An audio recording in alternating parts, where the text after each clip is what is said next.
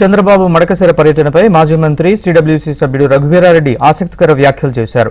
ముఖ్యమంత్రి తమ ప్రాంతానికి రావడం సంతోషంగా ఉందని తెలిపారు.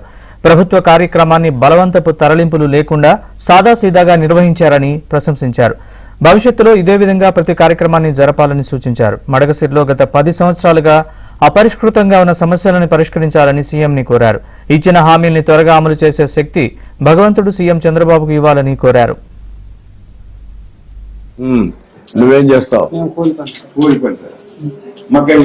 ఏం చదువుకున్నావు నువ్వు? బిఎడ్ చేసావు, ఎంఏ బిఎడ్ చేసావు. నీ భార్య కూడా టీచర్ గా పనిచేస్తుంది. ఎక్కడ? రామ్మా. ముఖ్యమంత్రి నారా చంద్రబాబు నాయుడు గారు మడకశిరకు రావడం చాలా సంతోషం.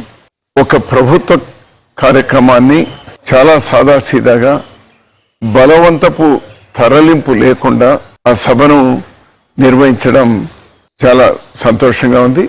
మడకశిరలో గత 10 సంవత్సరాలుగా అపరిష్కృతంగా ఉన్నటువంటి సాగునీరు లేదా తాగునీరు లేదా పరిశ్రమలు రోడ్లు ఇటువంటివి ఏవైతే ఉన్నాయో వాటికి రైతాంగానికి సంబంధించి ముఖ్యమంత్రి గారు స్పష్టమైనటువంటి హామీలు ఇచ్చినారు.